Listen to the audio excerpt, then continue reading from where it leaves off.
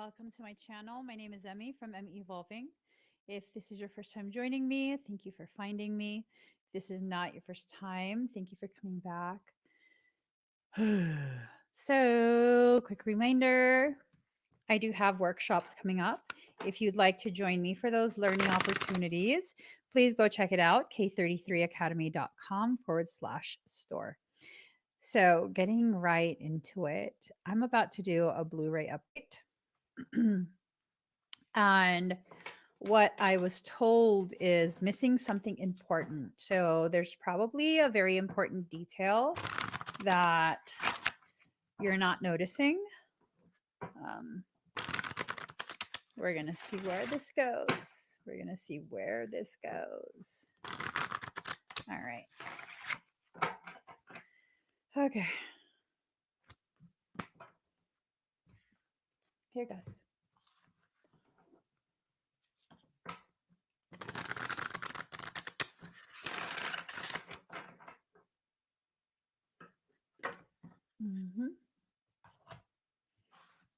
Just getting the cards ready.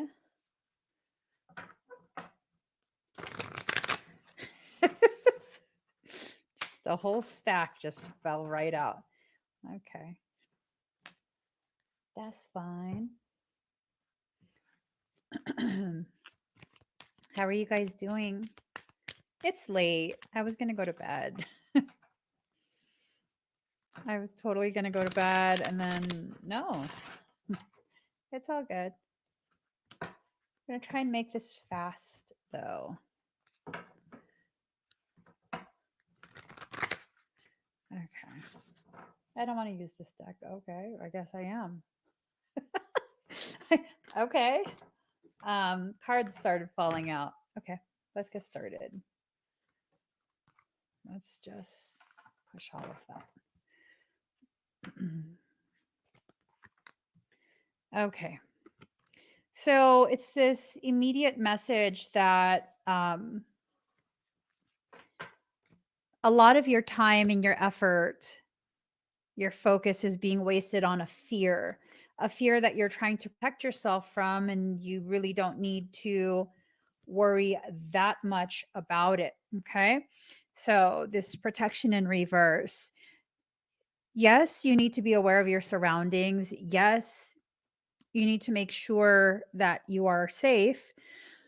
No, you don't have to live with this fear of something's going to go wrong at any moment. Okay. Coming to an awareness of the very things that you are failing to remember is super important.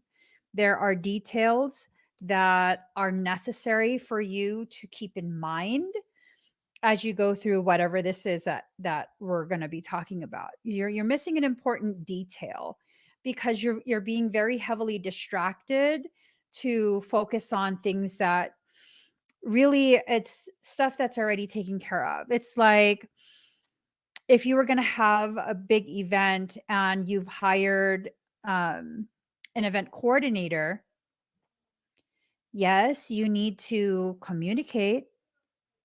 Yes, you need to communicate with the event coordinator, but you don't need to micromanage that event coordinator. That's what you're paying them to do, right? That's the task that you've hired them to do. So there are things that it's like you're trying to micromanage aspects of your life that your soul is already managing very, very well. So there's a lot of imagination coming into play. A lot of times when we have excessive fears, it ties into very distorted cognitive behaviors, these all or nothing type statements and perceptions. One thing goes wrong and you begin thinking and feeling like everything always goes wrong, and that's not true. You need some cognitive behavioral therapy, CBT, right? It's this thing of like almost exaggerating when you talk to yourself. You're exaggerating and you're playing up the fears more than you actually need to. And that's creating a lot more struggle than is necessary. Again, it's a waste of your energy. So this is about making sure that your energy is not being wasted and that you are not um, being distracted. Sometimes what parasitic things will do is they'll use existing conditions, exacerbate your fear regarding those conditions, and it'll deplete you in that way. It'll drop your frequency tremendously, and then it'll be able to breach. There's a lot of frequency being pushed around right now. Um,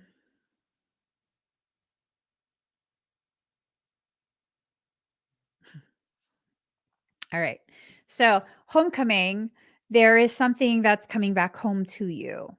There is something that maybe it's a circumstance.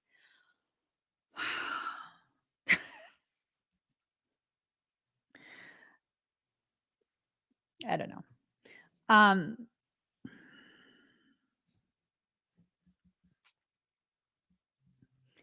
it's okay. Everything's going to be perfectly fine. We're working on stability right now, right? We're working on you feeling very, very stable within your environment, within whatever process that you're currently in. And I feel like this is something that's well within your um capacity to create the stability. It's there. It's right there. You have your fingers on it already, but again, the playing up of the fears, the playing up of the insecurities, that's creating the depletion that's causing you to wonder if you can do it. Do what? I don't know. I don't know. Okay. So once upon a time you were hexed or banished, you were, made to go away, and now it's in reverse. So it's kind of like this message of wanting you. It's kind of like this message of wanting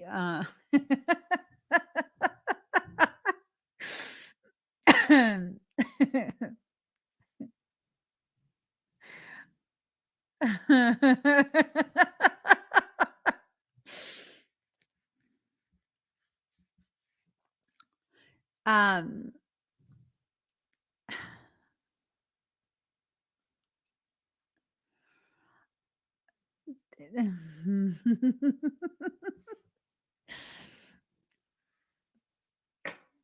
Michael's asking me what I'm doing. I'm laughing because I know what you're doing.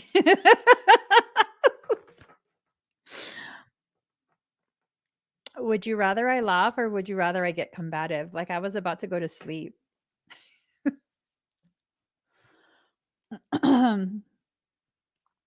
So banishment in reverse could be indicative of a desire to I don't know. I don't know. Because this is all speculation. In my eyes, this is all speculation. He goes, "What do you mean you don't know?"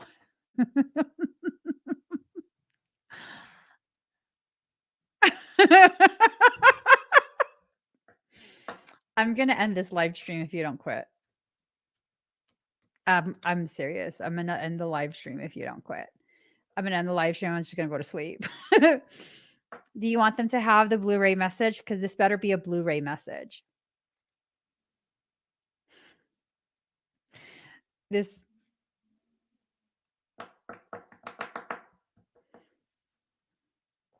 anyways. Moving forward from that card, high priest, high priestess, responsibility, taking responsibility for the way things have gone in the past and how they're continuing to go right now, right? Something important. You've missed something important.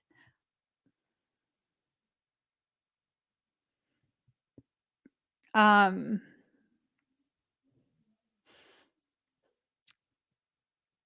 Michael goes, Michael says, they already know.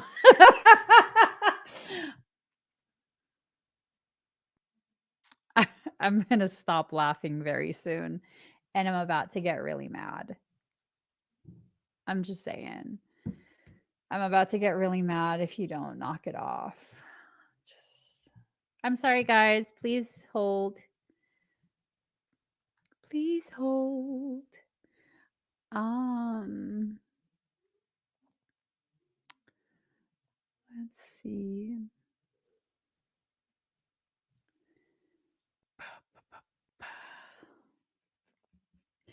Um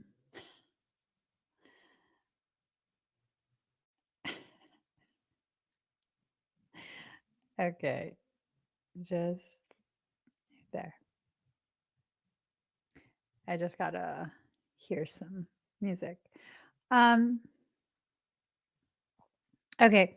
So fertility, there's something that is being created, opportunity, circumstance. There's something that's being, you know, created for you right now. Okay. Ooh, yeah, yeah, yeah. Mm-mm-mm.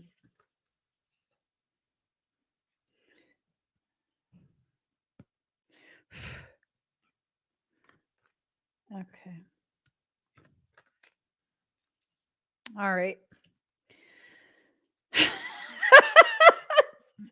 Okay, all eyes on Earth. All of the cosmos is watching the Earth at this time and cheering us on. So, whatever this is, it's tying into some collective information. It's tying into something very, very massive. Think in terms of like Paladorian contracts, right? Um, it's definitely it's definitely an intense, very, very intense thing. It's um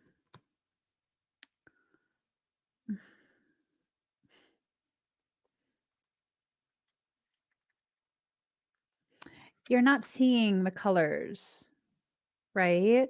It's almost like you are being kind of positioned by soul and by life to become hyper fixated on a specific band of frequency, a specific color. Colors are specific bands of frequency, right? Depending on the frequency that it's um, vibrating at, oscillating at, that's what's going to determine the way your eyes receive that as color. So it's like everything else is being dulled down except for one particular color, and it's the color of the ocean. The golden age of Gaia, cycles of consciousness returning to our golden age. So again, this is another reminder that this missing component, it ties into the collective whole and the trajectory of the human consciousness. It's definitely something that you need to take into consideration. What's being created, you are basically being held responsible for the way this creation is going to play out. Um, the thing with Paladorian contracts is that they can't be altered since they tie into like other people's development, the development of others within the collective. If it was just you within your journey, yeah, you could absolutely alter the different details. But since it's not just you, then no, you can't forego um,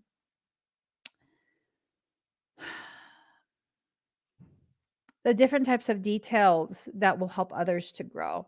There's a pairing that's occurring. It's kind of like, you know, when your phone pairs with a Bluetooth, right? It's a pairing. It's something intentional. Oh, which then um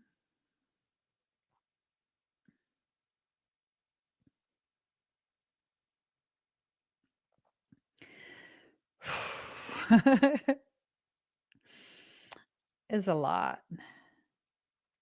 This is a lot of energy.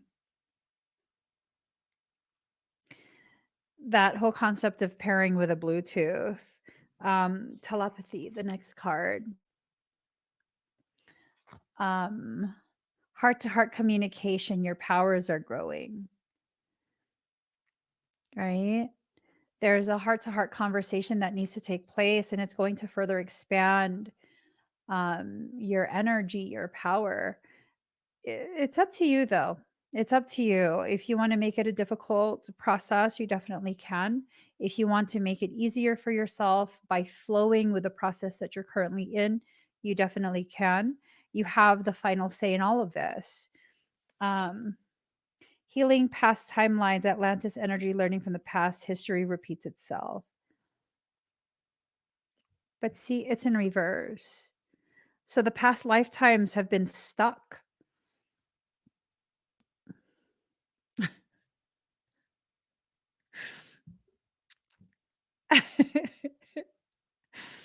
um,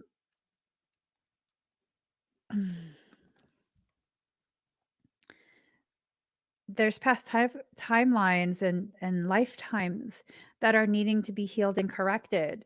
And if it's not corrected, it's definitely going to begin affecting your current trajectory. It's definitely going to do that. Um,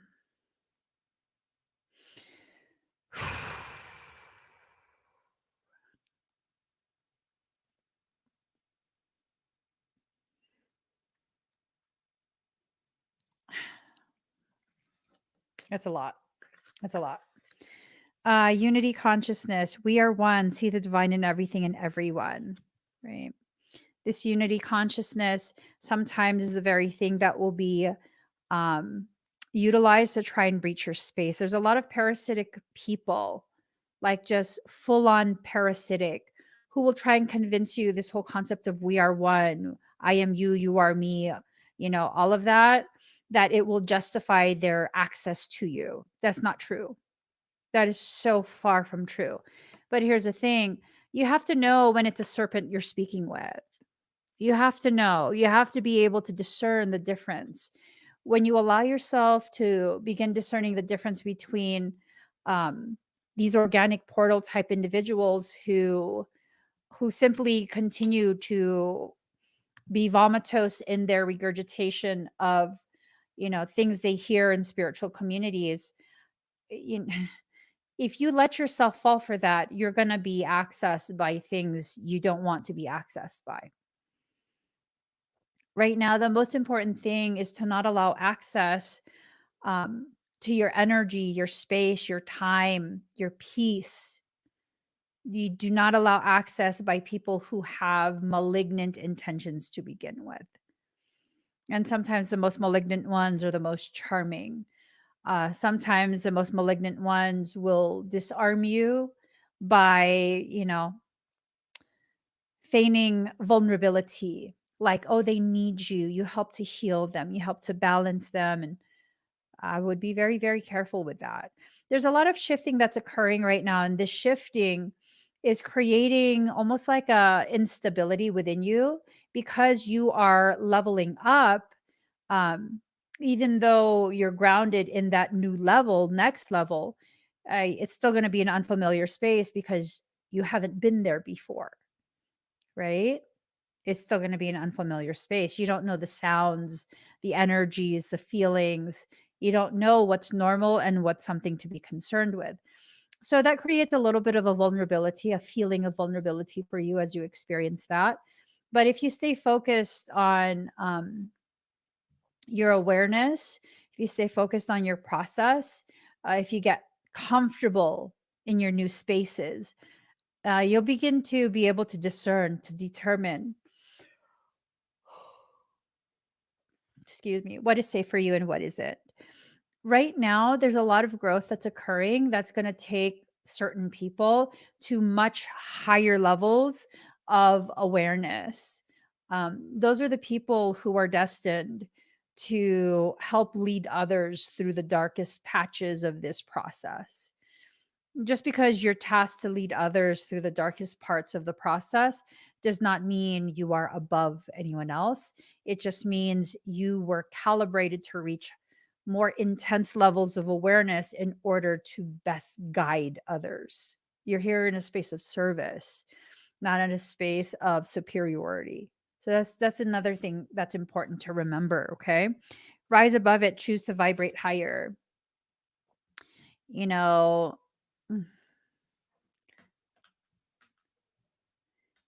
you have to go beyond the limitations of what you think you're capable of. what you think you can do. I think I think for many of us, we don't really give ourselves the credit that we need to give ourselves, you know? Um, it's like unless we are forced to do something all by ourselves, uh, we have a tendency to give other people who are merely assisting, supporting, encouraging all the credit. And this is probably why you're kind of being pushed or have been pushed in a space of accomplishing um, tremendous healing on your own. You won't have to continue doing that indefinitely, though. That's the thing. You had to do that for now so that you could get a better gauge as to how capable you actually are. And it might just be that, right? Let's see. Portals of light. We're here to anchor the higher dimensional light into the 3D Earth grid. For most Blu rays, that's all we're here to do. Your existence is already doing that, you know? And so, um, with that, it's kind of just all you do is exist in your most authentic state and you're already fulfilling your purpose. But there are others. They're not as common. These are specific people, specific types of people, and they're here to really encourage the acceleration and amplification of that divine consciousness development. Like the awareness of that divine consciousness is what's being developed, it's being expanded. And so these specific individuals, again, they're being placed in a leadership type position.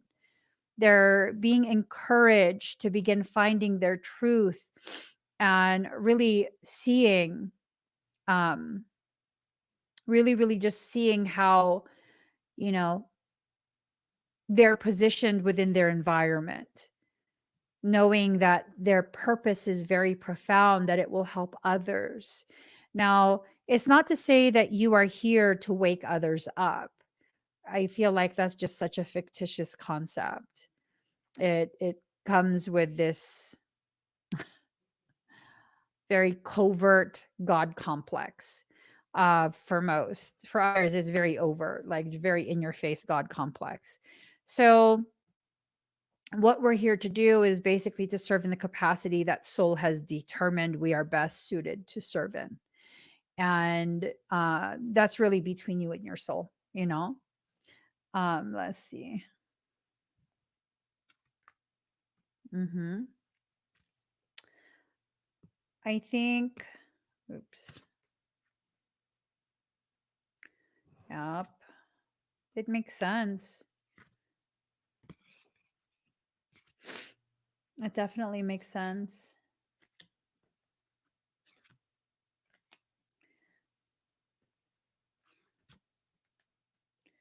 Ooh, there's a lot of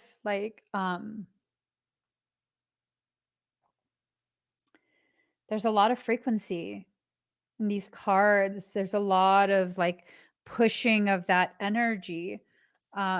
It's from the message that I'm getting. So, okay, if you were designed to be an alchemist, someone who creates change, um, but you're also designed to carry the capacity of a warrior, which one are you going to be?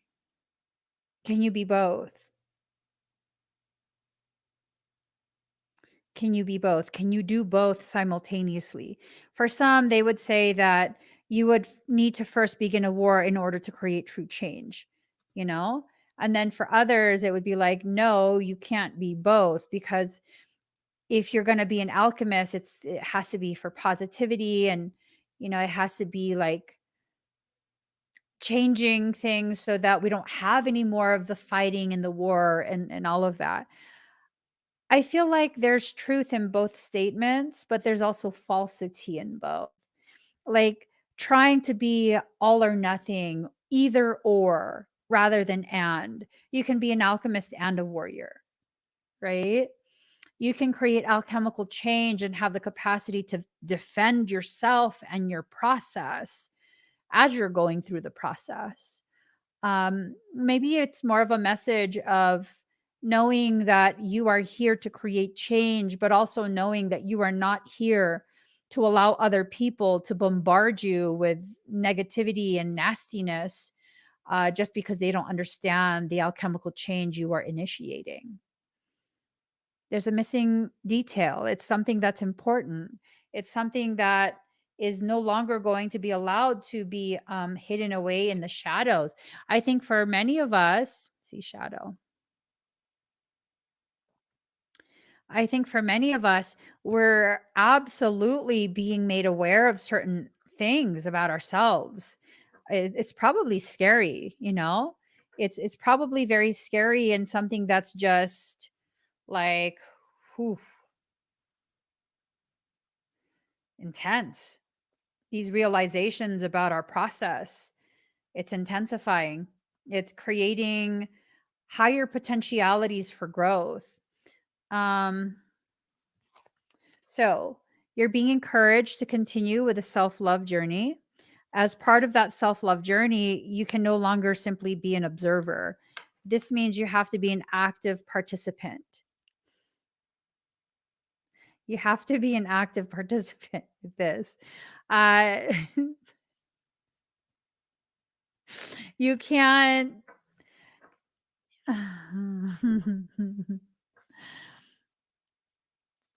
There's just a lot of things that are probably being resisted, for the sake of resisting. Maybe because you don't want to be the first one.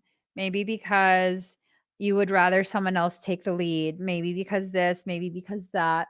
Maybe it's just a fear of the unknown, fear of approaching something that you know you can't control, right? But either way, you have to speak the truth. You have to speak your truth, the truth. The only way to get through this is to be as truthful as possible with yourself, and with whoever else that you're supposed to be interacting with. Um, it's time for you to explore all the different avenues that you can take, you know? Um,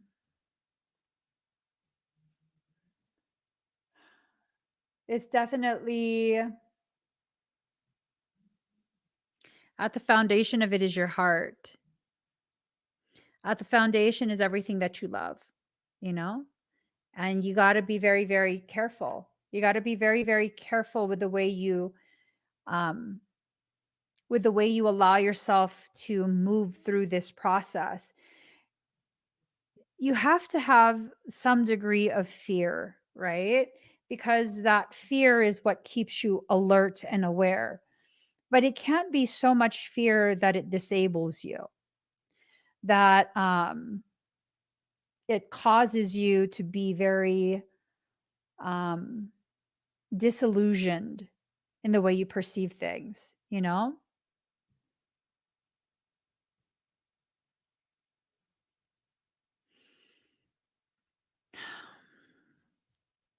As you do this, as you begin to allow yourself to explore, what ends up happening is you go through another cycle of ascension. You reach a higher degree of positioning within your space, within your truth. And this needs to happen for you already. It needs to be something that you will allow yourself to really just experience, more than just observing, actually being fully present as you go through it. All right. Ooh, eyes on the prize. Speaking that truth. Yeah, communication. Feeling very unwise. Feeling pushed to one side. Okay. So, ambition and truth. You have to make it your goal to speak your truth and be heard. Um, not I'm not saying you have to make it your goal to force people to agree with you. That you have to make it your goal to get people to validate your truth, because if it's your truth, it doesn't matter who validates it or not. It's your truth. You've lived through it, right? I'm talking more about allowing yourself to really experience true communication where you are really just speaking deeply and honestly. Um, People would be shocked. In my personal life, it's very difficult for me to communicate. It just is. It's very, very difficult for me to communicate. Um, I'm more likely to say nothing at all in my personal life, um, than to communicate like a need or whatever. I'm more likely to not say anything at all. And I don't know if I'm sharing this because there are those of you who are like that, and you need to know that it's how you are, but you need to find a way to work through that and get through this process. I don't know. I don't know. But I just, yeah. Like I can read very clearly and communicate in a very profound manner, when it's not something personal for me, right? You can always tell when it's like hitting a little too close to home because it's like all of a sudden, I don't know. Ah, um, I just don't know what to say. And that's what we need to work on. That's what we're being guided to work on. 22 is a number of guidance. We're talking about communication, being able to speak in a very concise, very clear manner. You know what I mean? Um, yeah, same. Sochi says I'm better at speaking my truth more now than before, but I still struggle with it. Like now, I don't wait as long as I used to wait, where it would just come out really, really harsh because it'd been too much already that I was tolerating. Um, Now it's like I will speak up. It will still take me a while to speak up, but I will speak up and I'll be firm, but I won't necessarily always be super explosive. So, um, yeah. Knowing that the things we've experienced creates wisdom, but not applying it robs us of that wisdom. And that's because we've been trying to stay in a space that's in between the past and the future, is the present, right? Yet we're not fully present. We're just staying in the interstitial spaces where we don't belong.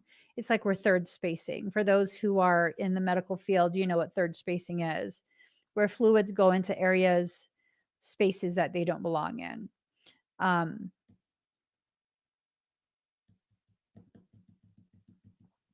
you're being taken out of the in between. You're being put properly back in your place, whatever that means, whether it's like you've fallen from grace in your own perception and now you're being placed back on that pedestal where you belong. um, can we explore that for a moment? Like, why is it so bad to be on a pedestal? I just detest being placed on a pedestal, but why is that so bad? Hold on.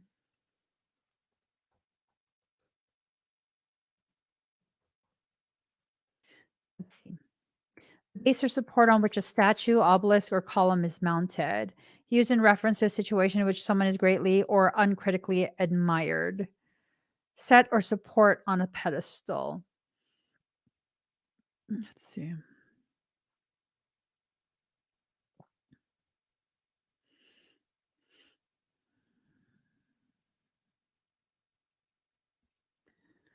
So let's see. A footstool.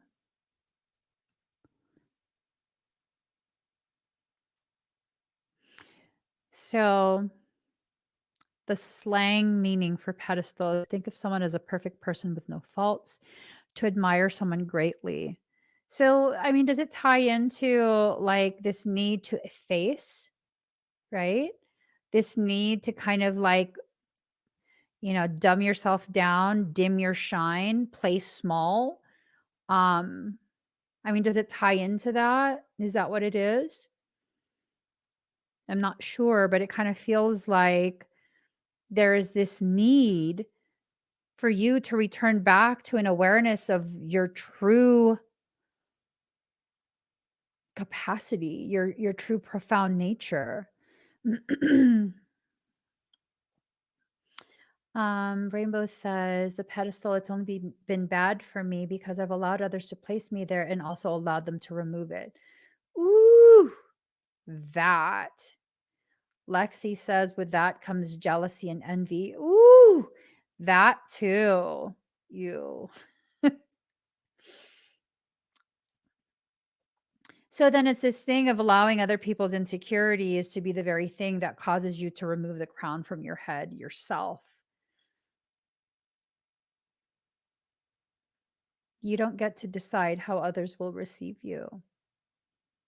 You simply must be who you are with no shame, no guilt, no hesitation, and give others the freedom to receive you in the way they choose, either as an adversary or as an inspiration.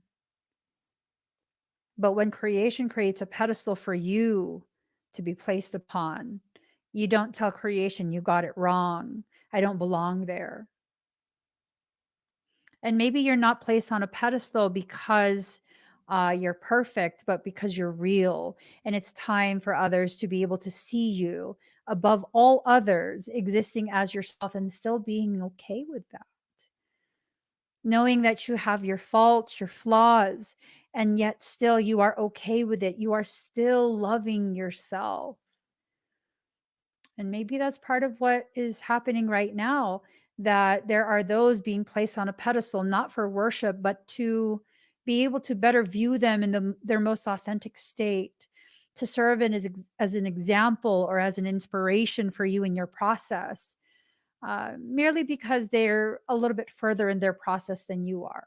Not because they're more capable, not because they're better, not because they're more loved or anything like that. I think the whole thing is about accepting yourself as you are. So, I came across a video on TikTok earlier today, right? And this girl is talking about some astrological stuff, which I mean, we've already discussed it. I don't understand astrology. Makes me uncomfortable. I don't understand astrology, okay? I'm like, I don't know. Anyways,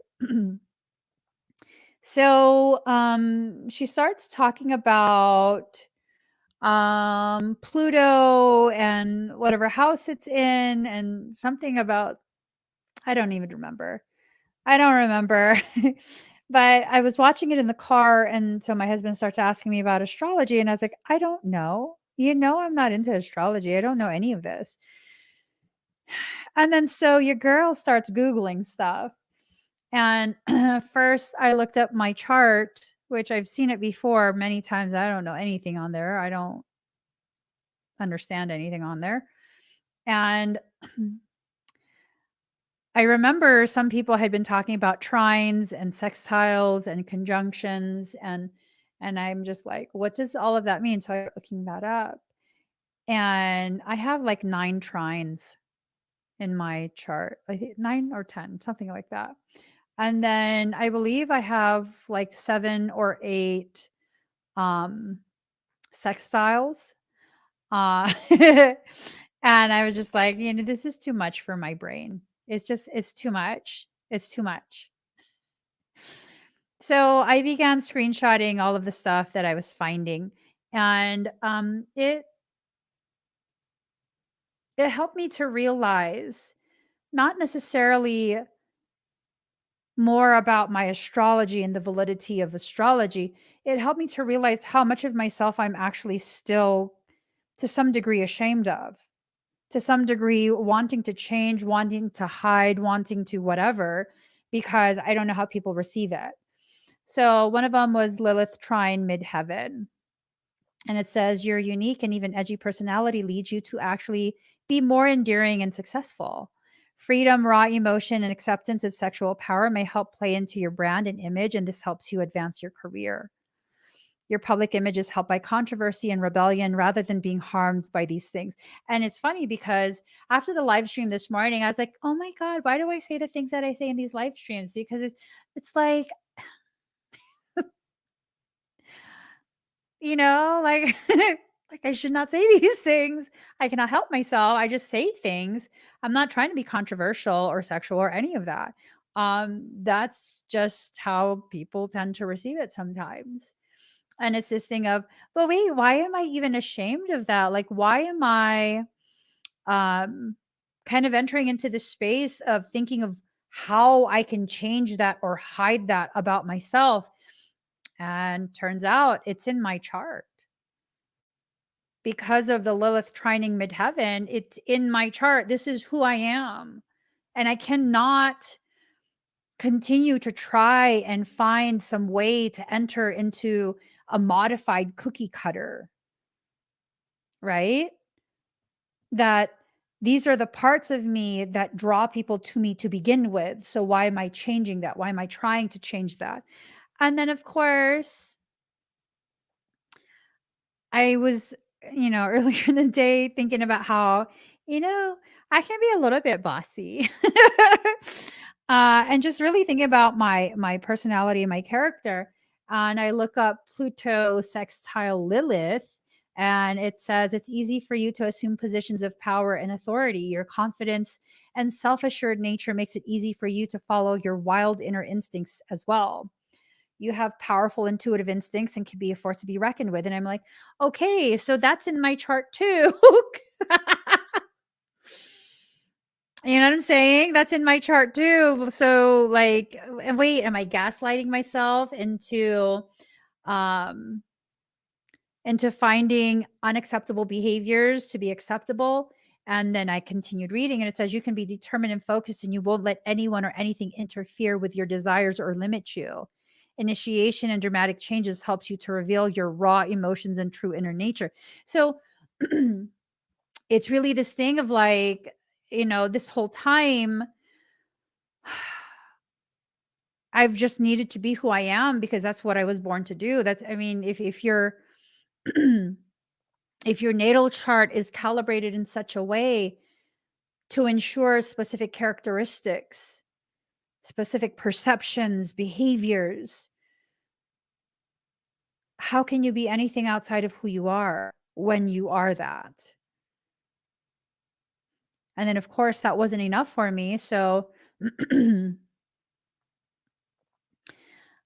I look at other parts and it's like, okay, what does it mean when the sun conjuncts Mars?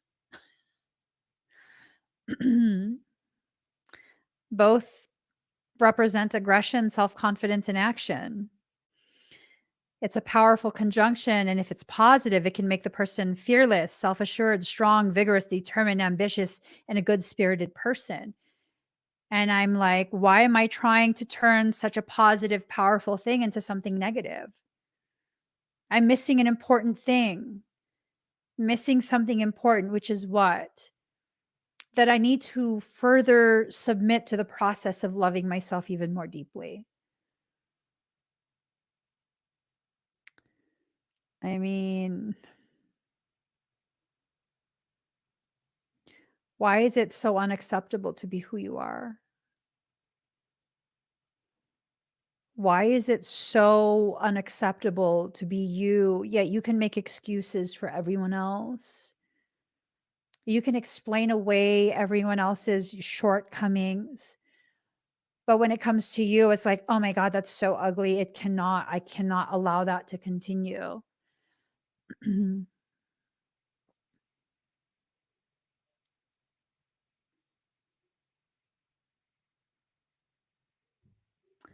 Yeah. What you need to do is focus on the things you need to heal within yourself. 4 is the number of self. Focus. You need to focus on you. You need to focus on the ways in which you have allowed other people's fears of the greatness they've witnessed you to be and how you've allowed that to limit you. You need to focus on removing those limitations. You need to focus on you as a gift that you are. All of these things about you that you can't quite allow yourself to accept, they're quite possibly the things that someone hidden away is falling madly and deeply in love with you over, right? All of my different characteristics that other people have caused me to feel is too much and just weird. And um, I was a kid that would read the encyclopedia all summer long. I literally could go on, well, not anymore because my memory is just gone to caca. But before, I used to have a photographic memory and I literally could go on Jeopardy and win that biznatch. Seriously.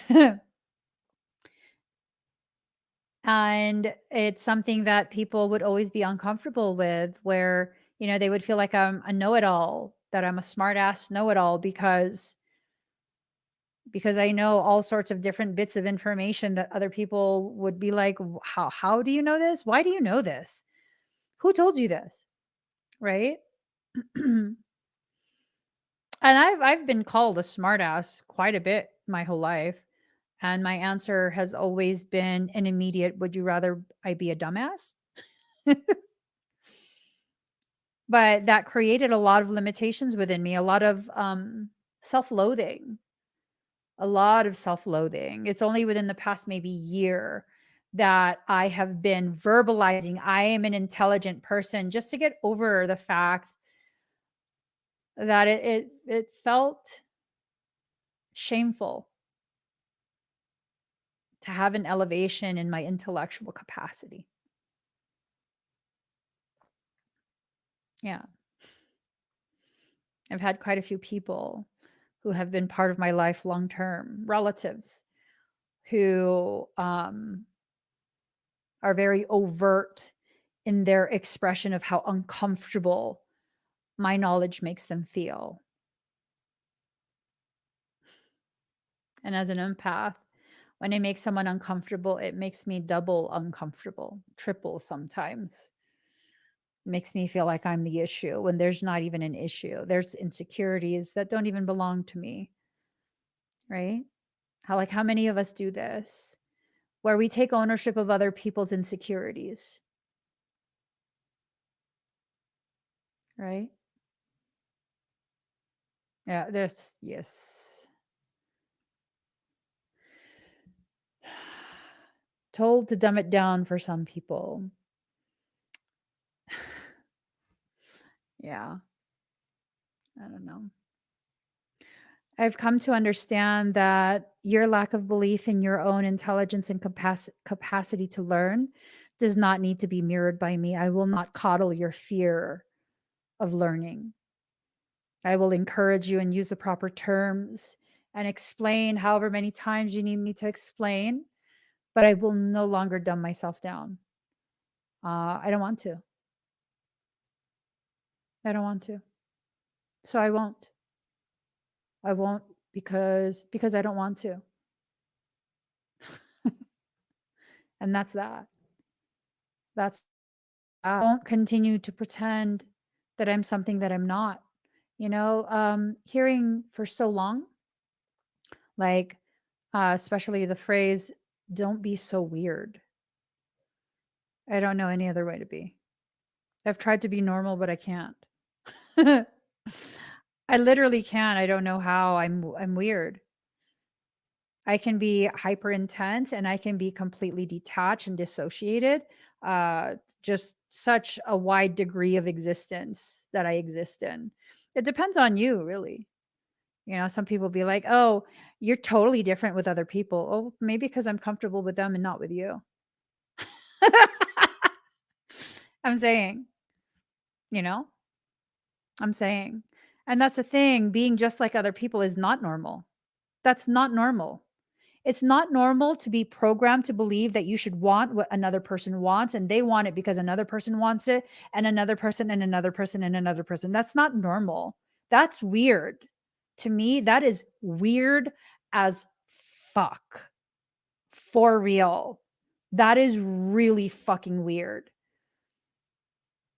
But I mean, what do I know? I'm just a token weird girl. What do I know? Totally being serious here. What do I know? It's just my opinion.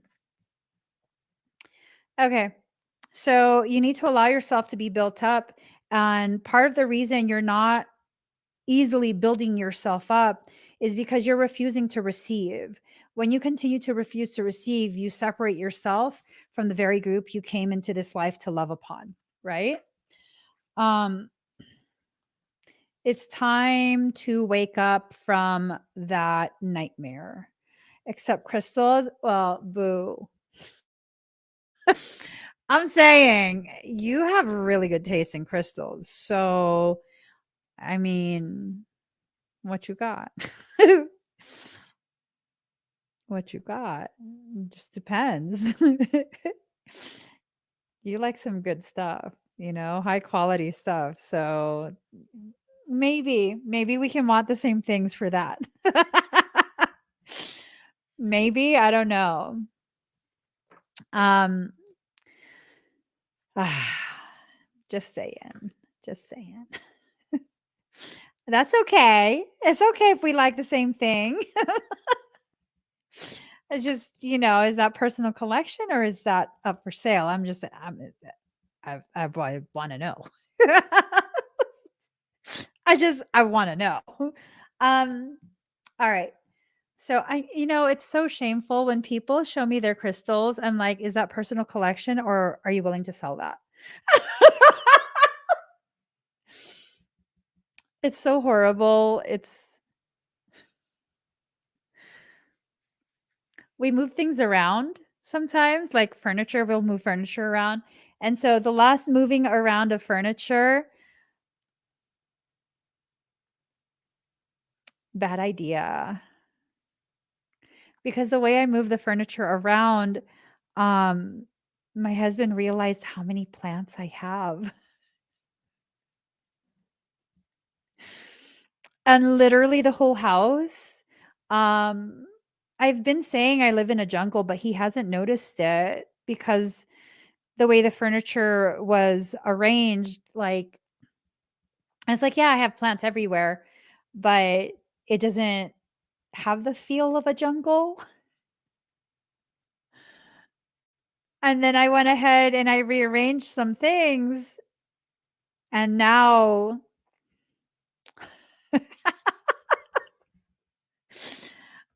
yeah, so when we went to Costco earlier today,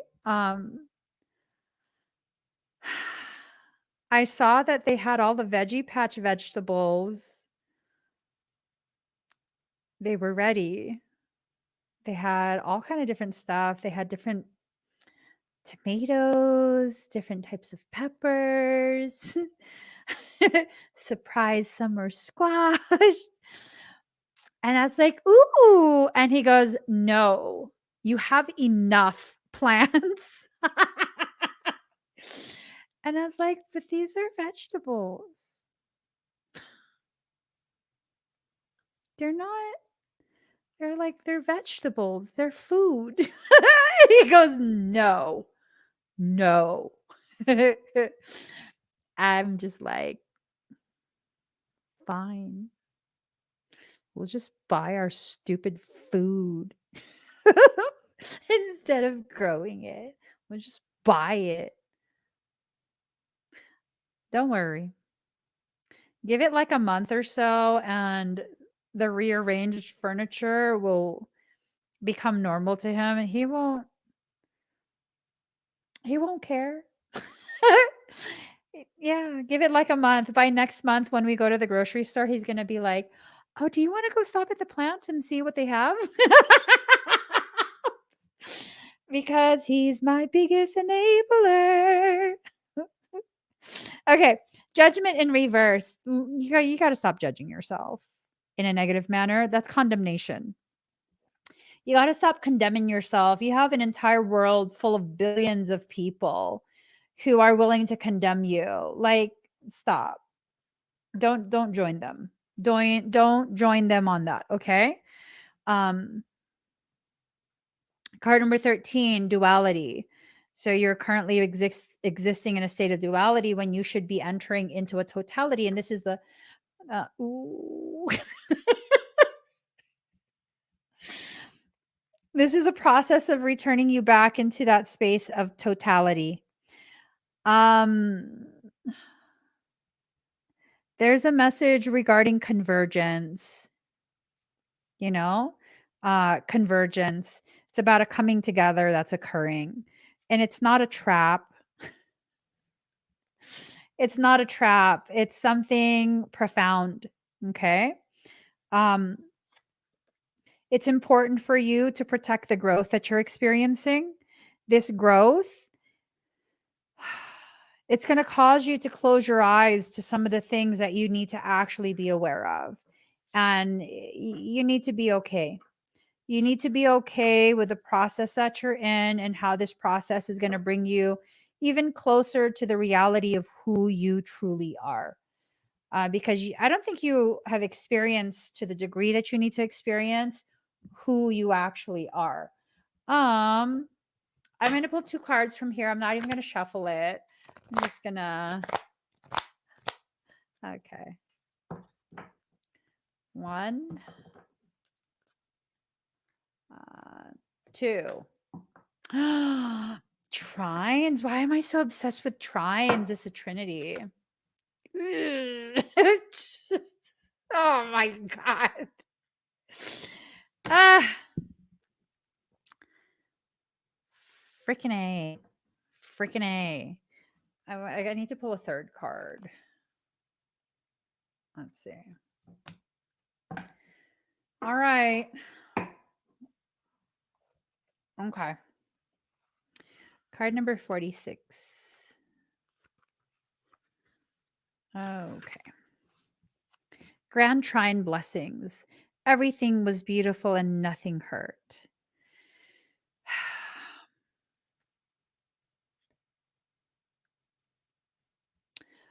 A grand trine is considered to have an easy flowing energy, either in the natal chart or by transit, and to be an incredibly lucky aspect. Trines always inspire harmony in the sky, so there's a sense of wholeness and completion when a grand trine happens. Although grand trines do not always spell out easy fame or fortune, those with one in their natal chart can be born into wealth or at least momentously talented. So are trines rare? Hold on. I have like 9 of them in my chart. Okay.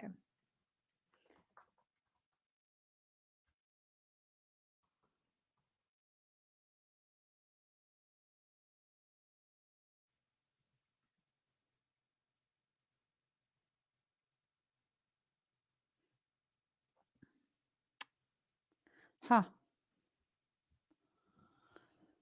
Let's see. The trine in a birth chart is a point of ease or harmony. It's where natural flow exists and it can be easily developed further. Perhaps, as some karmic astrologers say, it's a reward you've earned from a past life. Ah, what? Kind of reward points? What? Bitch. But it can be taken for granted and not fully utilized. Okay. Totally. Okay, wait. How common are grand trines? Grand trines are fairly rare, making those who have them present in their charts pretty lucky.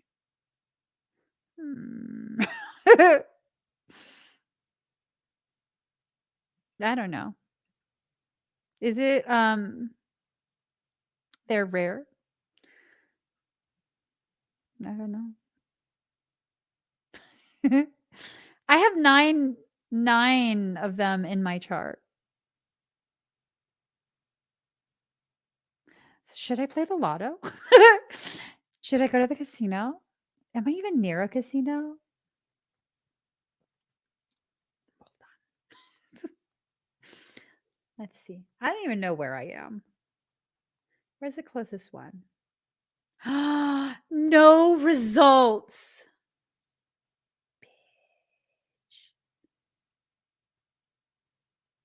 It's It's taking me to a casino in New South Wales.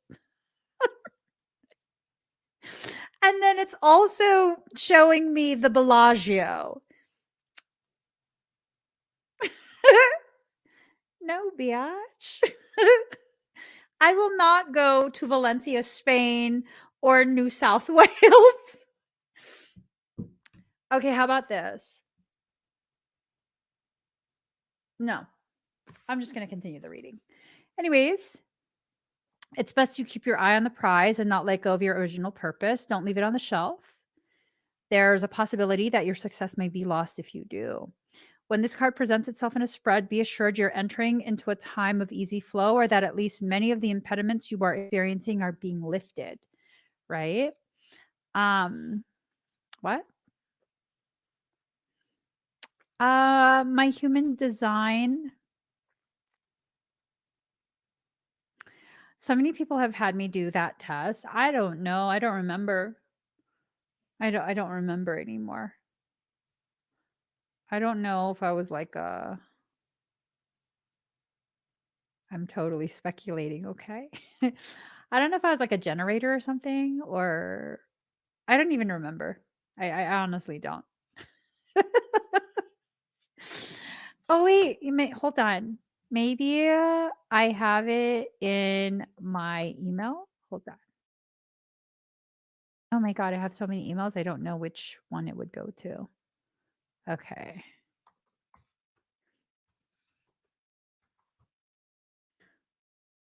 Um no. Yeah, no. I don't know what it is.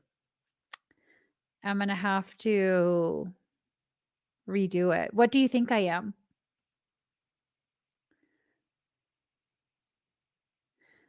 I'm super curious what you guys think I am for human design. Mm. Okay. Um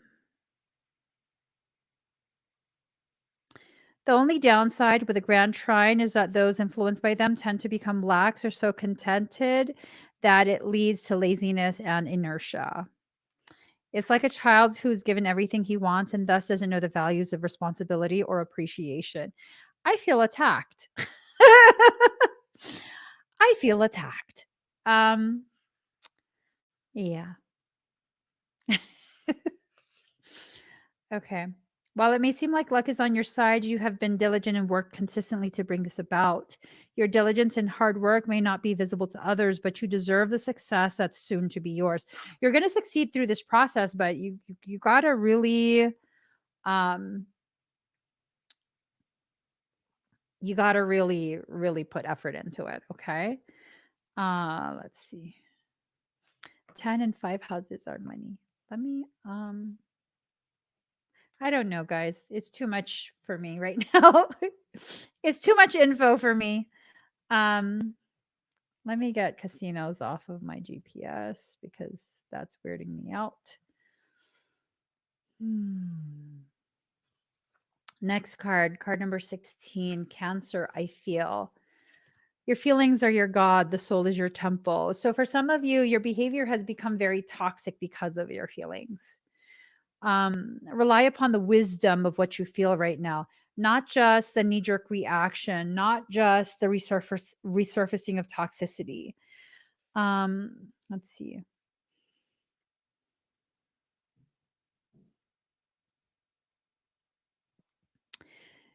You can be assured emotions are high. You may want to withdraw, or you may be dealing with someone who is withdrawn or depressed.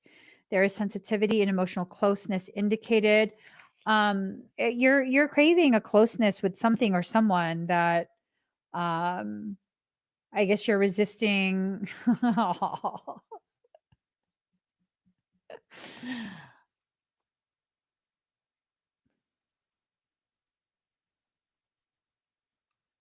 Okay. Anyways, um, you are craving a closeness with someone or something that you are resisting reaching out to, right? Um, If your question is about love, it may be a secret or involve bonded souls. This card can also mean that family or domestic issues need to be addressed. Women's issues and how women get along are also very prominent. This is also about witches and their power. There's a potentiality that someone is very upside down. It could be a toxic cancer. Not all cancers are toxic, but when cancer goes toxic, it really stank. I say this as someone with cancer in a prominent placement in my chart. I'm also cancer. So, yeah, this is not good. Um, mm, mm,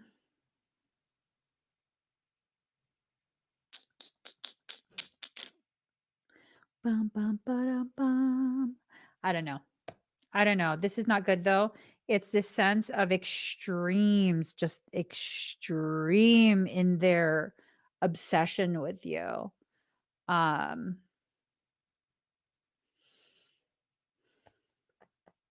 I think they see all the goodness that surrounds you consistently, and it's almost like you're oblivious to the goodness that surrounds you. And so they're very jealous. I don't know what you need to do about it, but something definitely needs to be done. Something needs to be done.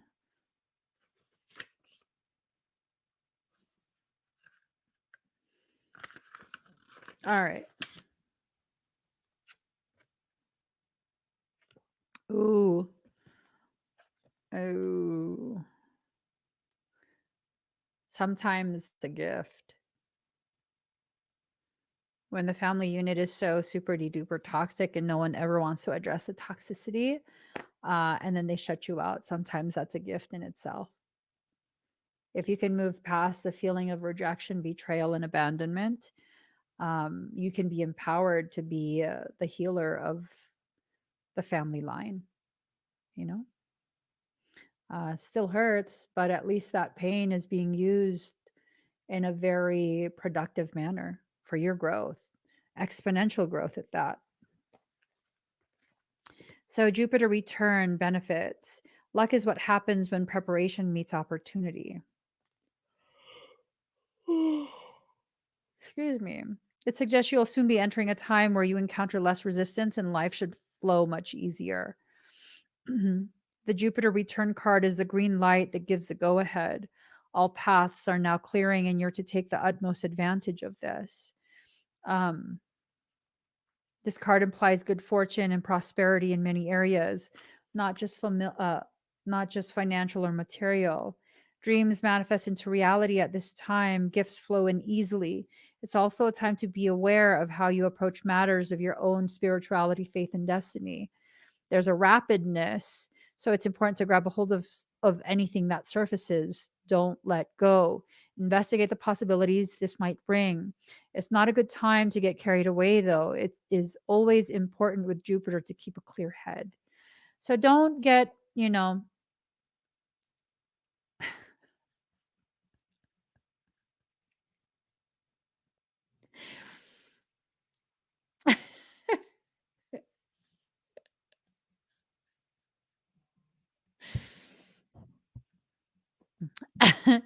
oh, what do you say? Oh, oh, what do you say? Oh, what do you say? Set me free and change my ways. Ooh.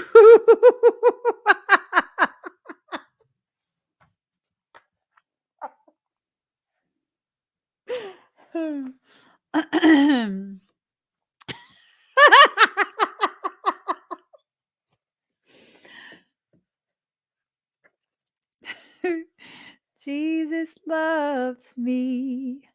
Oh, yes, he does. Jesus loves me. Oh, yes, he does. Jesus, take the wheel, please. Just take the wheel. Okay. stop it. Behave yourself. Ooh. This little light of mine, I'm gonna let it shine. This little light of mine, I'm gonna let it shine. This little light of mine, I'm gonna let it shine. Let it shine. Let it shine. Let it shine. All right. Let me take that off the screen so I can just.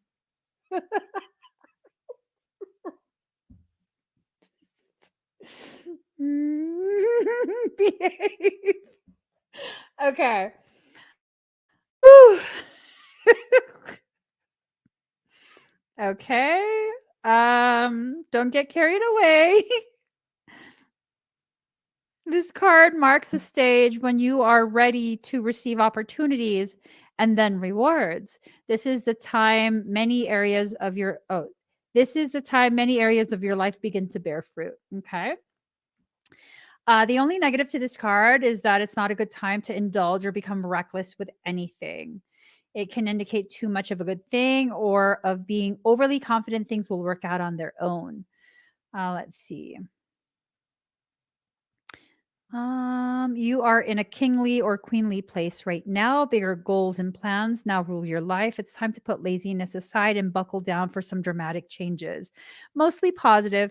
Great fortune is ahead of you, so don't back away from it and proceed from the dream in an outward way. So you got to let yourself go through this. You got to go through this. It's going to be intense. It's probably going to rock you a little bit, you know? And you sing that Michael Jackson song.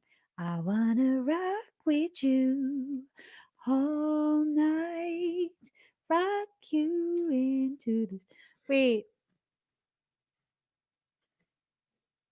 what is that song about? Hold on.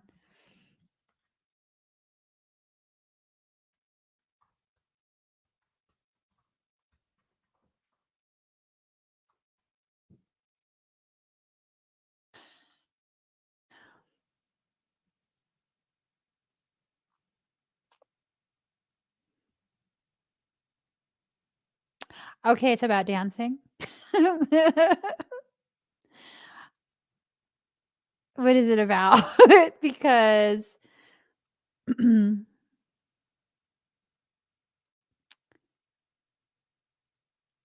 oh,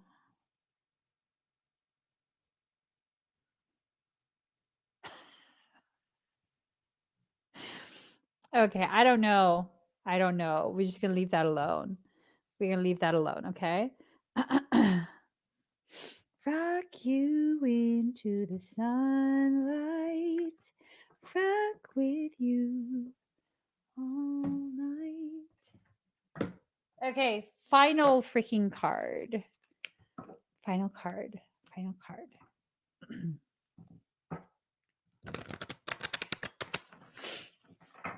Here we go. What type of dancing do you guys do? What type of dancing? Do tell, do tell.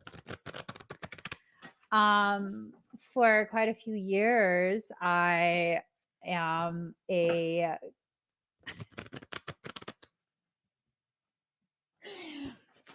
yeah, no. No, no. Okay, let's get a card somewhere from the middle.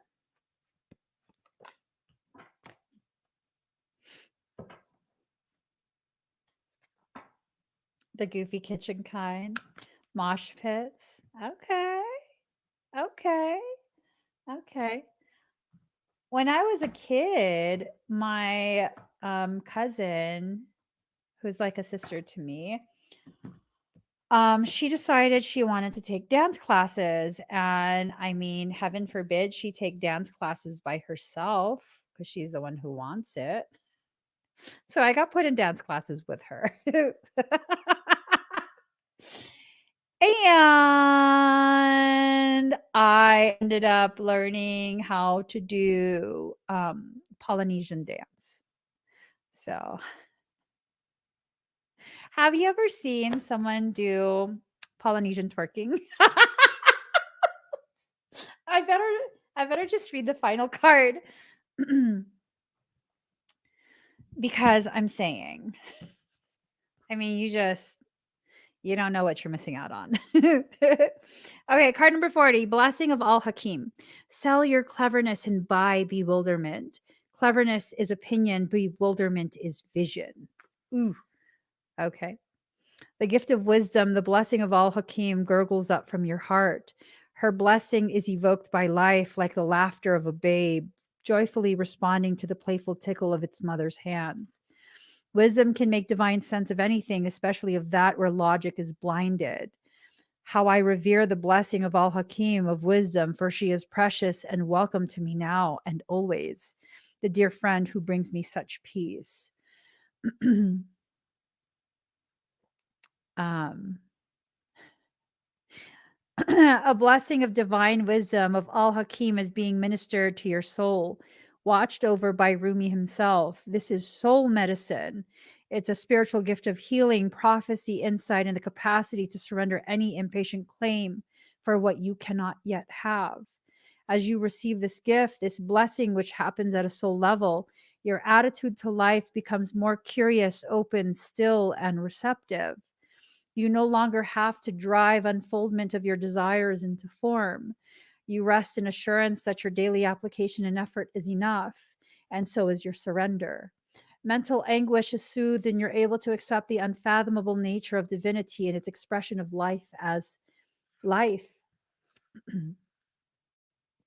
You become comfortable with the reality that the price of being closer to the divine is the giving up of your need to always understand. From this place of increasing stillness, great activity will flow. You shall become capable of being the surrendered vessel to the guiding divine hand, and truly great contributions to the human soul evolving can occur through you. So much will simply emerge, erupt, pulsate, and emanate out of you. And yet you will feel within as though you are doing nothing at all, even while so much is happening through you. Such holy paradox shall become your daily experience. You may feel unexpectedly, perhaps, that in some ways your vision for your life and purpose, your divine passion, is clearer than ever before. And in other ways, completely unknown to you, a discovery yet to be made. That's how it should be. Wisdom bestows upon us the same capacity to work with the opportunities that are right before us, to release situations and circumstances that have passed, and to allow the future to take its shape according to the ineffable timing of life itself. So there's a timing that's occurring, and it's like,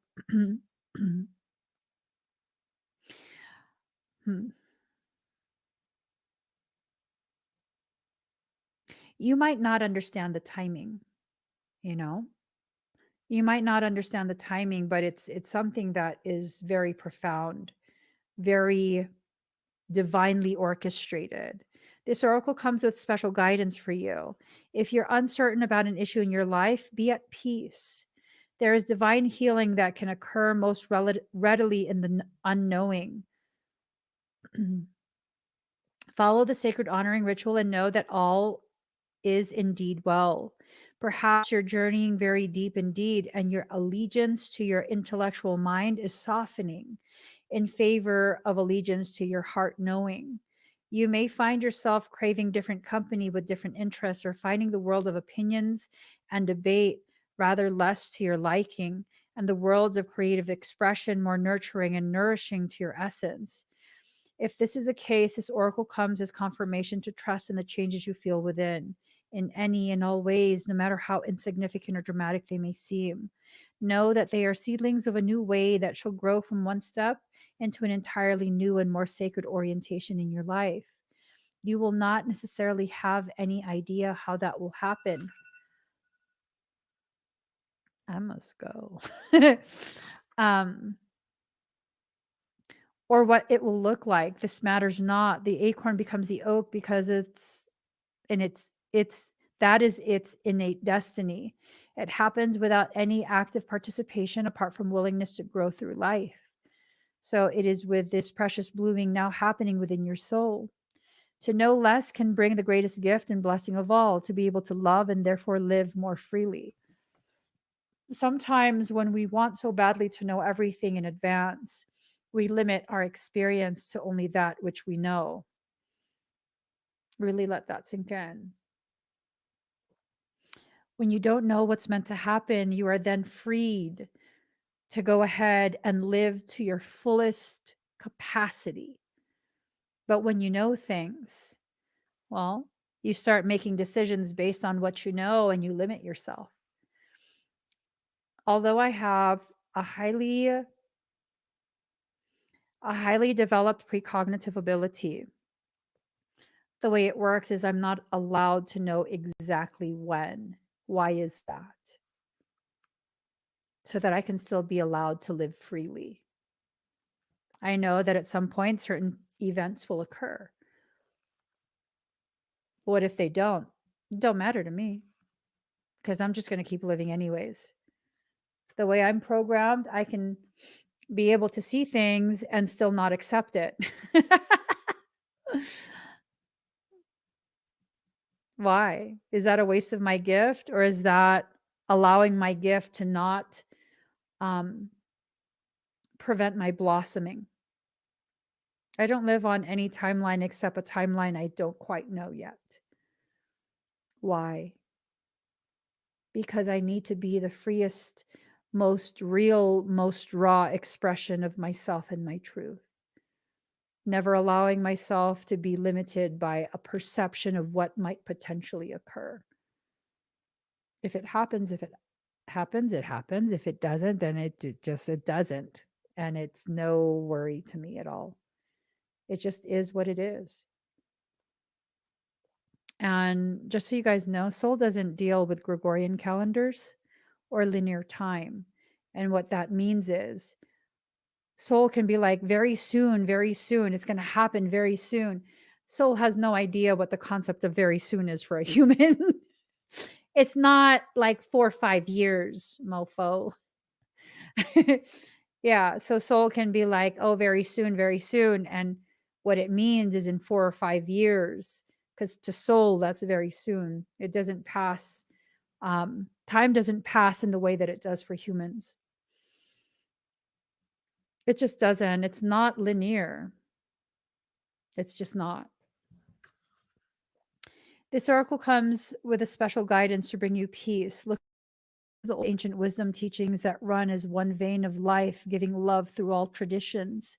The old wisdoms teach of cycles, of timing, of letting go to allow for new life to happen, and of the greater intelligence and scheme of life to which we must surrender if we are ever to know even a moment's peace.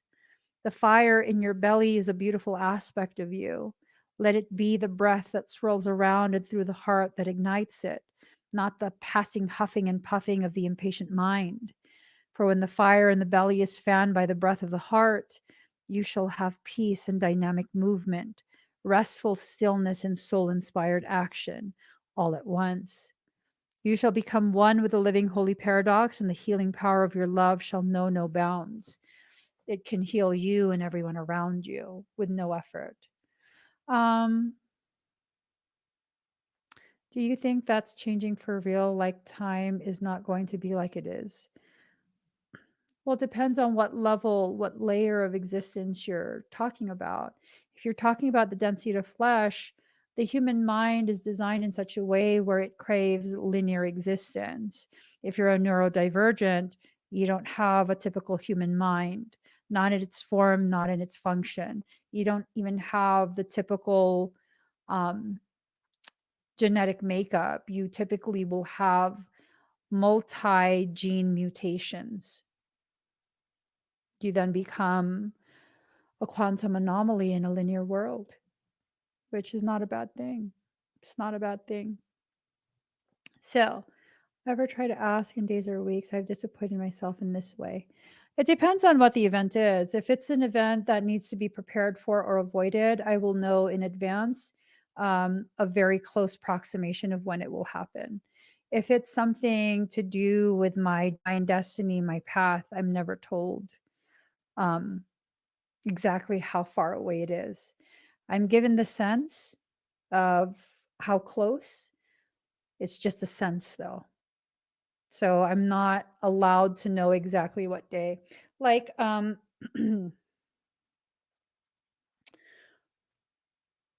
I've been able to know in advance, um, to varying degrees of advanced knowledge, when certain members of my family is going to pass away. Like I knew my mom was going to pass away that day. I knew that she had until September if she so chose, and then she chose not to wait until September. And I knew that day was like, this is, yeah, but I didn't want to believe it. And then I could feel as she was preparing to detach from the physical body, um, within minutes, probably 4 or 5 minutes before she actually detached from it. So I knew. Um, Other people, like this other person that's a relative, I've known when he's going to pass, and it's been several years already. It's coming up. It's coming up. But yeah, knowing so far in advance, gives you the opportunity to sometimes prepare for the inevitable. Um, and then, of course, there are certain, requests that I've made to soul where if it's just going to hurt my heart, don't let me know. Don't let me know.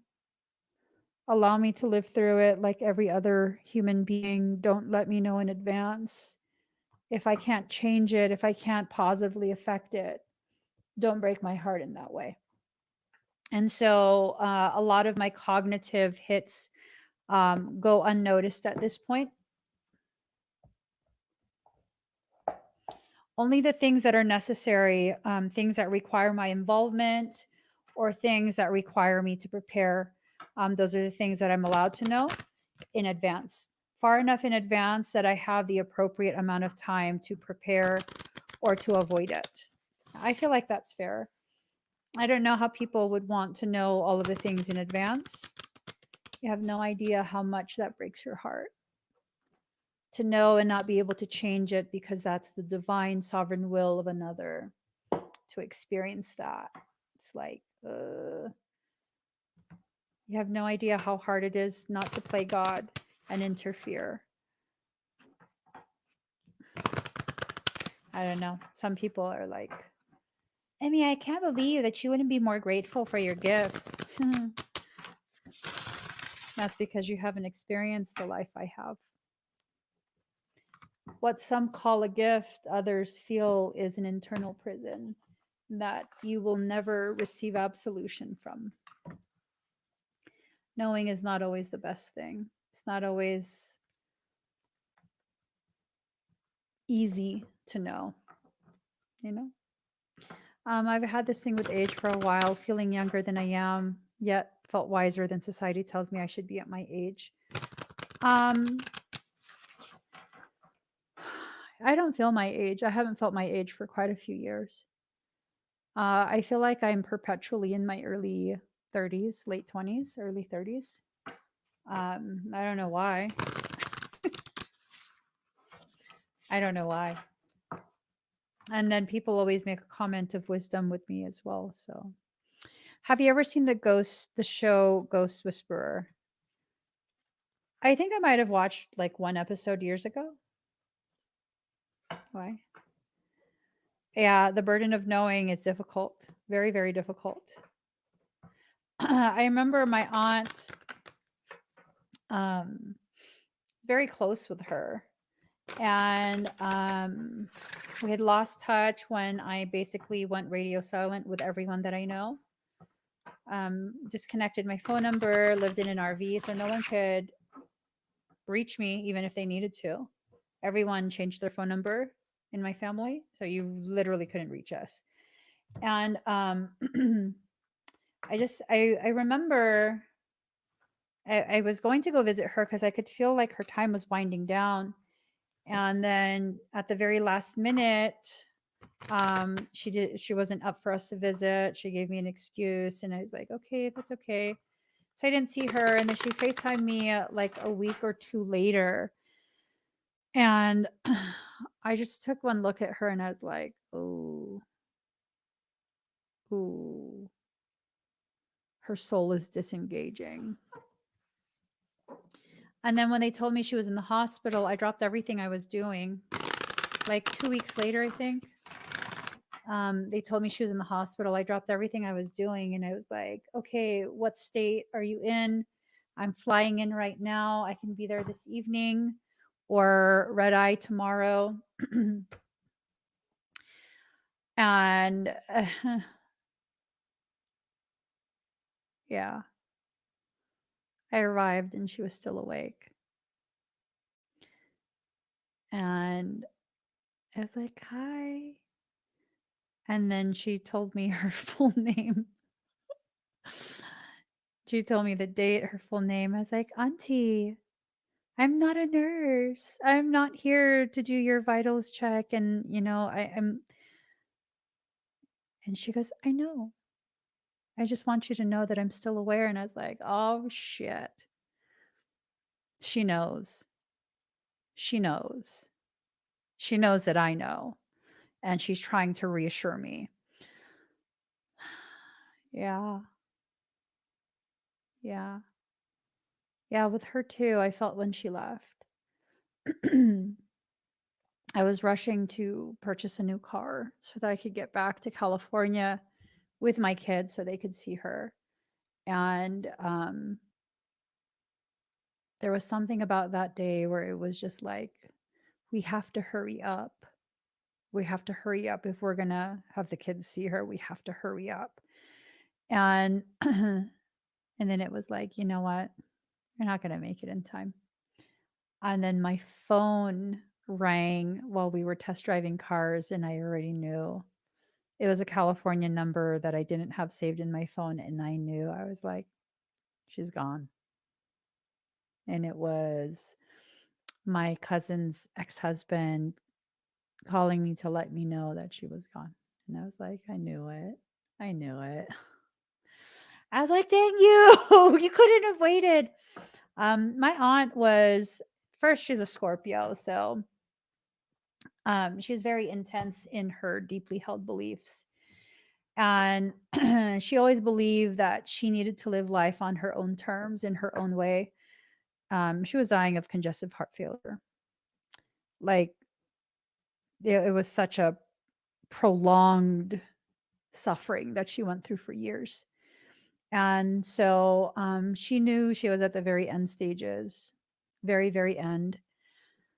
And they had her on so many medications just to keep her alive at the hospital. And there was only one person left that she needed to talk to. She talked to them.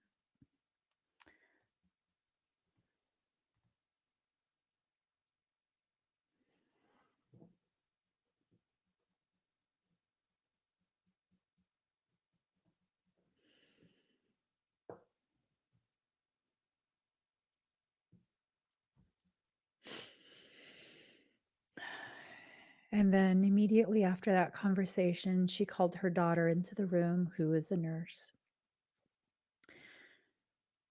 and told her daughter to enact a DNR and remove all her medications. She decided when she left. A DNR is a do not resuscitate. Yeah.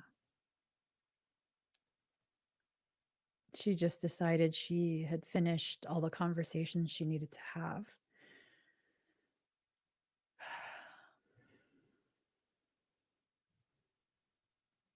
Mm-hmm.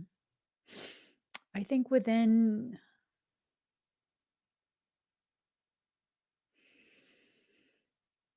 it was within 15 minutes after turning off all of her medications, her heart stopped. Yeah. So it's one of those things where when you allow yourself to see the gravity of what you are facing and you make these conscious decisions of how to navigate through it, regardless of the outcome, through that process, you will have kept your sovereignty intact. There was nothing anyone was going to do to stop her from what she decided. She had her entire funeral planned out. She's on a whole nother. I wonder. I wonder if she had a Virgo moon. She was just so meticulous with everything. She had her entire funeral planned out, and her song list. Uh, the main song was "I Did It My Way." She absolutely did. She absolutely did. She had full say in her entire life, down to the last moment. Yeah, she's such a Scorpio. To be loved by a Scorpio, like truly loved by a Scorpio. Mm, yeah, it's crazy. There was nothing that I could ever do that was wrong in her eyes.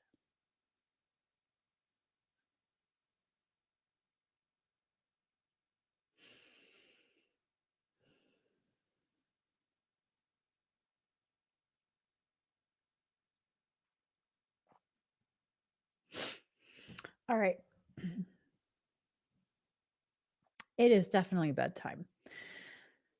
Please give this video a thumbs up. If you haven't already subscribed, please do subscribe, turn on that notification bell, and join me when I'm live. I'll see you guys again very soon. Bye, everyone.